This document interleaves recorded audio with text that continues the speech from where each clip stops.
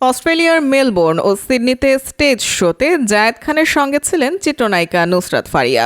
শোর বিরতিতে সেখানকার বিভিন্ন লোকেশনে একসঙ্গে ঘুরতে দেখা যায় তাদের। সামাজিক মাধ্যমে পোস্ট করেন সেই সব মুহূর্তের ছবিও। দুজনার প্রেমের গুঞ্জনটা তখন থেকেই, যদিও জায়েদ খান ও নুসরাত ফারিয়া কেউ এ বিষয়ে মুখ খোলেননি। তবে অস্ট্রেলিয়ার পর এবার এই দুজনকে দেখা গেল কানাডায়। সেখানে দুজনই পারফর্ম করবেন। জায়েদ খান নিজেই ফেসবুকে একটি পোস্ট করে বিষয়টি নিশ্চিত করেছেন। সেই পোস্ট নুসরাত ফারিয়াও শেয়ার করেছেন। লিখেছেন, সবার সঙ্গে দেখা হচ্ছে 14 জুলাই। জায়েদ খানও নিজের শো প্রসঙ্গে বলতে গিয়ে বলেছেন, ব্লাস্ট শো হবে। কিন্তু এই শো হবে কোথায়? জানা গেছে কানাডার ক্যালগেরিতে অনুষ্ঠিত হবে এই শো। ইতোমধ্যে জায়েদ খান ও নুসরাত ফারিয়া দুজনই নাচের রিহার্সালে অংশ নিয়েছেন। অনুশীলনের একটি ফটোতে দুজনকে একত্রে দেখা যায়।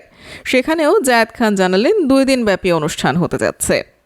এ প্রসঙ্গে জায়েদ খানের সঙ্গে হোয়াটসঅ্যাপে যোগাযোগ করা হলে তিনি বলেন, নুসরাত ফারিয়া আমার সহকর্মী। এসব কিছু মানুষ নানা কারণেই ছড়ায়। মানুষকে ছোট করতে পারলে তাদের ভালো লাগে, ফলে এই চেষ্টা তারা করেই যায়। এসব নিয়ে মাথা ঘামানো যাবে না। এর আগে জায়েদ খান নিউ ইয়র্কে ঢালিউড অ্যাওয়ার্ডে অংশ নেন। এরপর তাকে দেখা যায় মেটলাইফ স্টেডিয়ামে আর্জেন্টিনা কানাডা ম্যাচে। স্টেডিয়ামের গ্যালারিতে আর্জেন্টিনার জার্সি গায়ে উপস্থিত হয়েছিলেন।